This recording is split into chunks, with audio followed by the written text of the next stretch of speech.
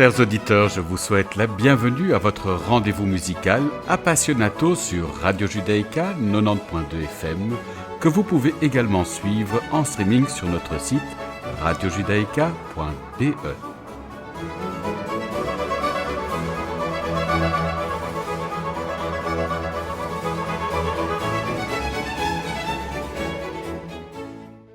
Nous avons l'immense plaisir d'accueillir aujourd'hui le CEO du groupe Out Here, Didier Martin. Bonjour Didier. Bonjour Frédéric.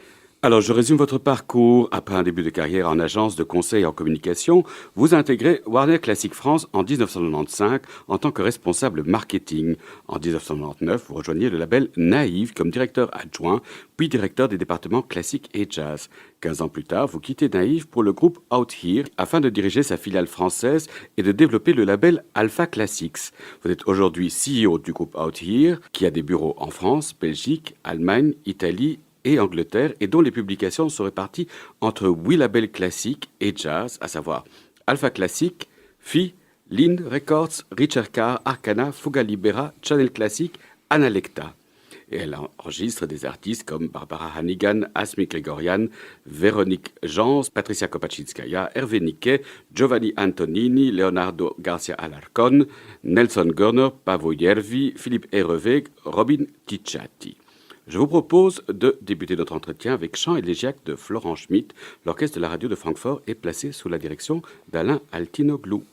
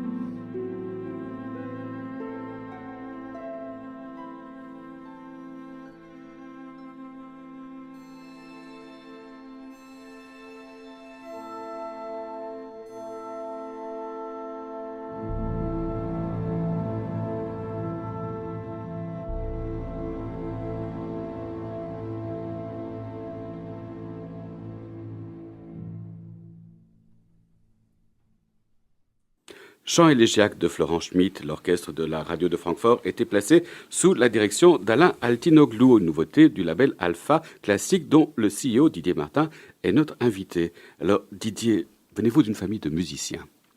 Pas du tout. J'ai pratiqué le violoncelle à un tout petit niveau dans un petit conservatoire, mais fils unique, j'ai passé tous mes étés dans des stages ou des camps de vacances musicaux, et c'est là que j'ai été baigné, que j'ai découvert l'univers de la musique classique. Et ça a été une expérience extraordinaire, puisqu'on faisait de l'orchestre, du chœur, et surtout, on écoutait des choses. C'est peut-être le souvenir que j'ai qui est le plus marquant pour moi. Le soir, comme ça, on écoutait Et c'est là que j'ai découvert musique classique, puis j'ai lu, puis c'est devenu ma passion. Alors c'est vrai que mes études étaient plus traditionnelles de business school et comme vous l'avez dit, de communication. Et à l'âge de 30 ans, je ne me suis pas du tout vu passer ma vie en agence de publicité. Donc j'ai bifurqué, j'ai repris des études en Sorbonne, de management des institutions culturelles ensuite. Et puis grâce à diverses expériences, notamment avec Philippe Hervègue, puisque j'ai pu passer quelques temps avec l'orchestre dans les années 90. Et ensuite, à l'Orchestre de Paris et à l'Abbaye Royaumont, voilà, j'ai découvert ce milieu. Et ensuite, en effet, un poste s'est libéré chez Warner Classic. Et donc, j'y ai rencontré Hervé Boissière, qui a été un peu mon mentor, à la fois chez Warner et chez Naïve, parce qu'on a rejoint Naïve ensemble pour créer ce département classique. Voilà, c'est comme ça que tout a commencé. Et alors, durant votre jeunesse, quels étaient les héros musicaux? Alors, je crois que mon premier enregistrement, c'était la symphonie fantastique par Bernard Haitink sur un vinyle. Ensuite, il y avait les concertos brandebourgeois, je me souviens très bien. Et j'ai été assez vite fasciné par des artistes comme Martha Argerich. Voilà. Je lisais Le Monde de la musique, je découpais tout ça passionnément. C'est comme ça que j'ai fait cette culture. Puis j'ai découvert la musique ancienne, Harnoncourt, et c'est vrai que j'ai eu la chance de rejoindre Warner dans les très grandes années. Harnoncourt, aussi Maxime Vengerov, puis Vadim Repin. Donc c'est comme ça que on va dire mon esthétique musicale, ma philosophie musicale s'est construite. Il y avait aussi Barenboim à cette époque. Absolument. Alors je vous propose... Notamment cet enregistrement chez Erato, cet enregistrement live des variations Goldberg, qui est une île déserte absolue. Je vous propose à présent d'écouter justement Bach avec la première partita en si bémol majeur, BW 825, dans l'interprétation de Martin Helmchen.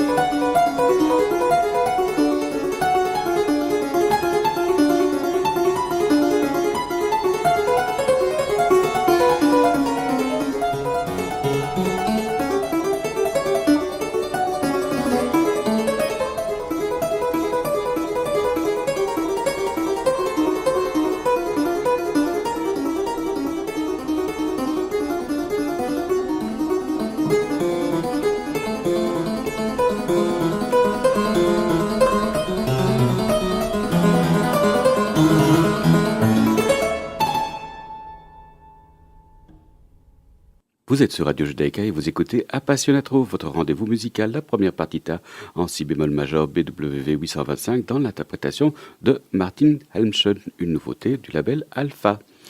Didier, vous présidez donc au destiné d'un des groupes phonographiques de musique classique et jazz les plus prolifiques au monde. Quels sont vos objectifs artistiques ? Quand on s'est rencontré avec Charles Adriaansen, qui est donc le président fondateur du groupe Autir, il y a maintenant presque 10 ans, on a eu, je dirais, la même envie, on a fait le même constat d'abord de la grande qualité des 10 labels qui étaient là, mais de l'envie aussi de les développer internationalement. On réfléchissait peut-être à créer un nouveau label qui soit un peu un navire amiral, et puis on s'est dit que le label le plus prestigieux du groupe était Alpha. Donc on a décidé de le développer en signant beaucoup d'artistes. Pouvez-vous spécifier quelles étaient les origines d'Alpha pour nos auditeurs ?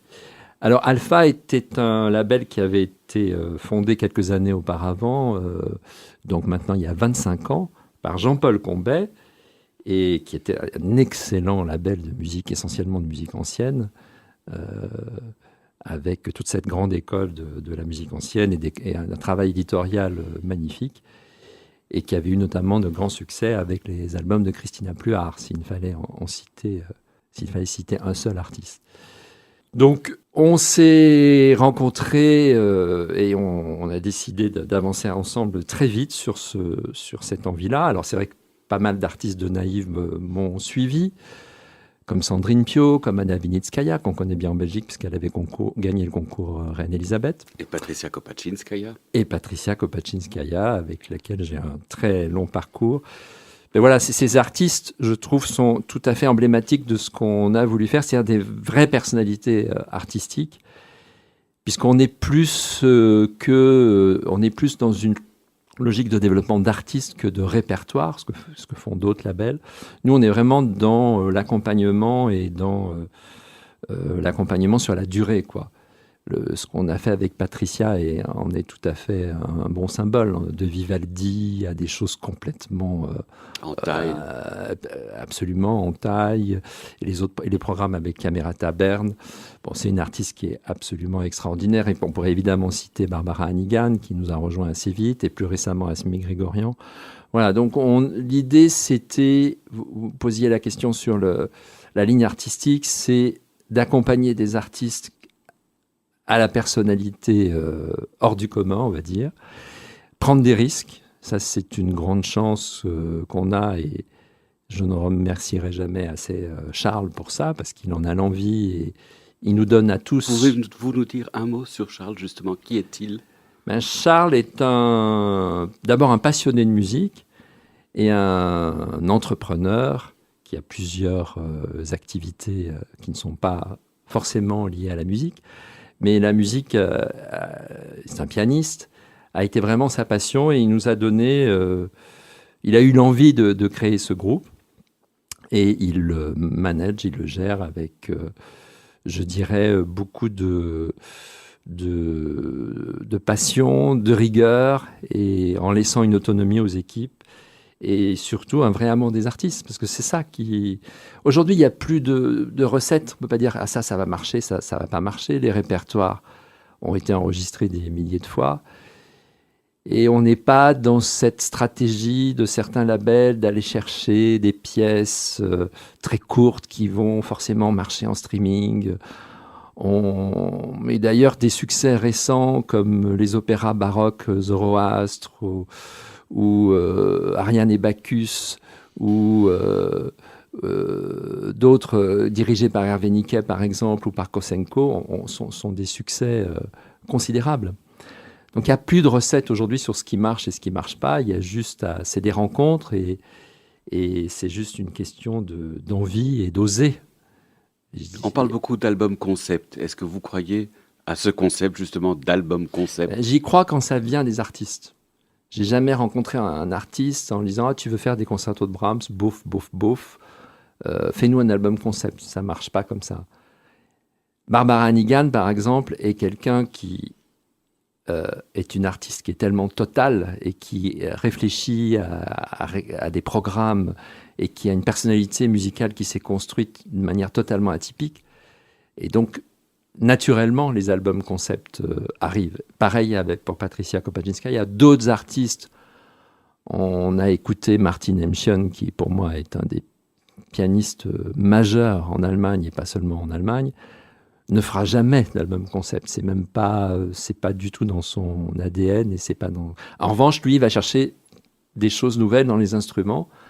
Et ce Bach, avec cet instrument étonnant de piano tangentiel, sonne totalement différemment, parce que se marie son immense virtuosité avec ses couleurs grâce à l'instrument qui sont totalement inédites. Alors, on a parlé de la partie artistique. Quels sont les défis économiques d'un label à l'heure actuelle? C'est quand même pas facile de produire. J'en sais quelque chose. Absolument, et c'est en effet complexe. C'est à la fois des prises de risques, mais pas des prises de risques inconsidérées. On n'est pas du tout dans l'idée d'être des joueurs de casino, mais on est plutôt sur le développement. Et oui, les enjeux actuels, c'est évidemment le streaming et l'écoute sur les plateformes de streaming qui sont devenus absolument incontournables. Quelle est la part des ventes physiques et des ventes digitales? Les ventes physiques restent majoritaires, aux alentours de 60%, les ventes digitales 40%. Qui est un phénomène purement classique, en fait. Absolument. Et d'ailleurs, les chiffres récents montrent que le disque physique, le CD, se porte plutôt pas mal. Et certains disent que ça va se redévelopper, sachant que le vinyle a été un petit peu une mode qui peut-être est en train de passer, en tout cas une mode qui n'a pas trop touché le classique. Les mélomanes et les amateurs de classique ne sont pas trop sensibles au vinyle, probablement parce qu'ils ont des collections de vinyles passés déjà très importantes chez eux. Et qu'ils savent que ça gratte. Ils savent que ça gratte, et puis que les nouveaux vinyles ne sont pas forcément faits dans les conditions les conditions les meilleures. Oui, avec des sources analogues, on prend des sources digitales qu'on met sur les vinyles. Les sources sont maintenant digitales. Oui. Donc ce côté un peu collectionneur, on le fait, hein, et on a de très belles éditions, mais c'est pas un phénomène qui révolutionne le marché du classique aujourd'hui. En revanche, cette question du digital est absolument incontournable, puisque c'est un outil et une chance fabuleuse. On peut écouter 1000 ans de musique et des milliers de musiques dans sa poche et comparer toutes les versions. Enfin, c'est quelque chose d'assez extraordinaire. Mais économiquement, c'est pas simple, puisque les revenus du streaming ont été construits à une époque où seule une catégorie de la population, les plus jeunes, écoutait un style de musique, et où c'était regardé par l'industrie comme quelque chose de pas important et de secondaire. Aujourd'hui, c'est dominant. Il n'y a plus de lecteurs de CD dans les ordinateurs, il n'y a plus de lecteurs de CD dans les voitures, donc c'est incontournable. Mais la manière dont les revenus sont calculés et partagés sur les plateformes de streaming ne sont pas du tout favorables à la musique classique, puisqu'ils sont calculés sur le nombre de plages. Et la musique classique, les mouvements de symphonie de Mahler, c'est des durées très très longues. Donc les revenus générés par les écoutes sur le streaming sont plutôt faibles. Et en plus, la manière dont sont partagés les revenus des abonnements n'est pas du tout favorable non plus au classique, puisque c'est partagé sur ce que tout le monde écoute. Un jeune qui écoute de manière compulsive le dernier rappeur à la mode va permettre au rappeur d'emporter toute la mise. Donc c'est un système qui est totalement aberrant. Et troisième aspect défavorable au classique et aux nouveautés classiques, c'est ces fameux algorithmes qui sont assez mystérieux. Bon, pardon, tout ça est un peu technique, mais pour moi, le risque majeur de tout ça, c'est que la domination du streaming et ses contraintes économiques, si on n'arrive pas à les réformer, vont avoir une influence sur les politiques artistiques elles-mêmes. Puisque si on veut aujourd'hui que les albums fonctionnent en streaming, comme je disais tout à l'heure, il faut faire des plages courtes, de la musique pas trop dérangeante, puisque je crois que plus de la moitié des écoutes en streaming se font de manière passive, c'est-à-dire qu'on fait la cuisine, on fait autre chose, mais on ne sait pas trop ce qu'on entend. Donc une musique d'ambiance pas trop dérangeante. Et le risque, c'est que certains labels, c'est ce qui se passe déjà, fassent des choses sur mesure, que ces Les nouvelles calibres. modes néo-classiques, et qu'on nous dise mais un récital de chanteurs, non, ça marche pas en streaming, faut pas. Donc nous, on résiste à ça, mais pas forcément tout le monde. Et je crois qu'il faut se battre pour conserver la diversité et la richesse de la création musicale. Alors, lorsque vous envisagez de signer un artiste, est-ce que sa présence sur les réseaux sociaux est un élément important de votre décision? C'est un élément important, mais c'est loin d'être l'élément principal. Et parfois, on rencontre des artistes plutôt jeunes ou qui ne sont pas très présents sur les réseaux, avec lesquels on en discute, qui comprennent tout à fait et qu'on accompagne pour être plus présent. Être présent sur les réseaux, c'est pas forcément montrer ce qu'on mange, etc. C'est aussi expliquer son parcours. Je trouve qu'il y a des artistes qui ont une communication sur les réseaux qui est vraiment très intéressante et pas forcément quotidienne. Mais c'est sûr qu'aujourd'hui, comme on dit, créer une communauté autour de chaque artiste, c'est important et c'est incontournable. Alors, le groupe Out Here a comme particularité qu'elle rachète des labels, comme dernièrement Delos. Comment s'opèrent ces choix? D'abord, pour se développer dans cet univers de streaming, avoir un catalogue important est assez fondamental, puisque les écoutes de ce qu'on appelle le fond de catalogue, ce qui n'est pas les nouveautés, apportent un revenu important. Donc c'est un axe de développement important. Et évidemment, les Amériques, on va dire, c'est de loin aussi en streaming le premier marché mondial pour tous les labels. Donc depuis quelques années, on a entamé ce développement-là. Je dis Amérique puisqu'on a racheté il y a 2 ans le label Analecta, qui est un excellent label canadien, québécois. Et en effet, plus récemment, un label américain, Delos, excellente réputation aussi, chanteur, musique américaine. Donc voilà, ça participe d'un développement territorial et digital principalement. Alors, je propose de retourner à la musique et d'écouter la soprano Golda Schultz qui interprète pour nous l'air Per pietà ben mio perdona, extrait du 2e acte de Così fan tutte, Köchel 588 de Wolfgang Amadeus Mozart. L'Académie de chambre de Potsdam est dirigée par Antonello Manacorda.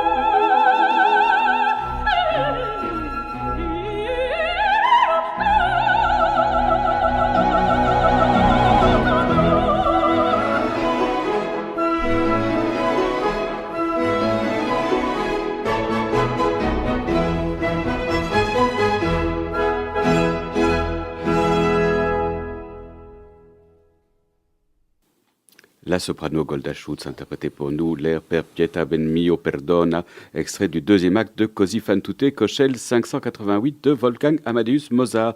L'Académie de chant de Potsdam était dirigée par Antonello Manacorda.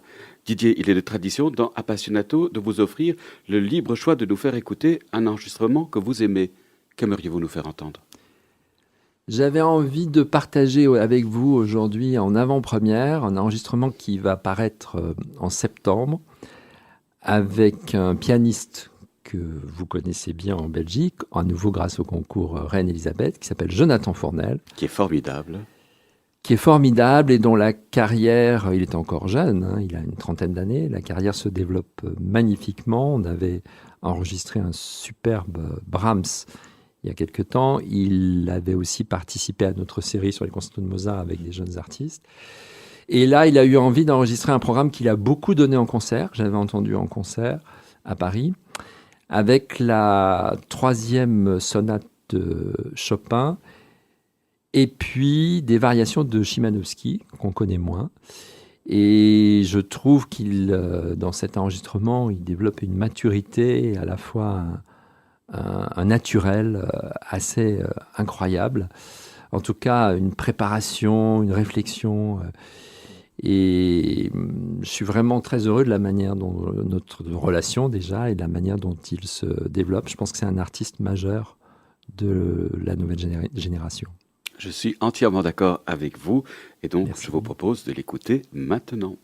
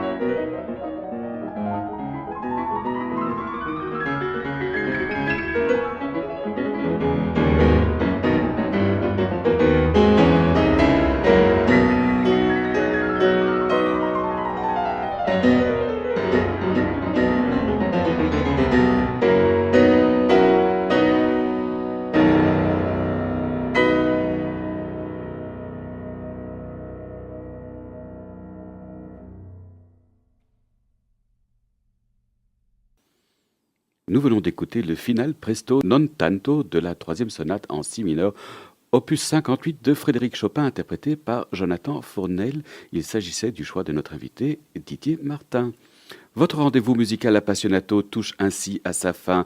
Merci beaucoup Didier d'avoir accepté notre invitation. Avec grand plaisir, merci à vous. Merci à Clément Villansen d'avoir assuré la technique de cette émission. N'oubliez pas qu'Appassionato est diffusé sur les ondes et le site de Radio Judaïka les lundis à 13h, les mercredis à 14h et les dimanches à 9h.